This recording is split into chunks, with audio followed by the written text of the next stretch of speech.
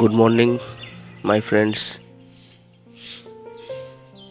এটা আমাদের বাড়ির জামরুল গাছ, সবে কুড়ি এসছে, আর মোটামুটি মাসখানেক বা মাস দেড়েক পর থেকেই ফল বড় হয়ে যাবে, খাওয়া যাবে। তাই তোমাদের দেখালাম ভিডিও করে। ভালো লাগলে লাইক করো। টাটা।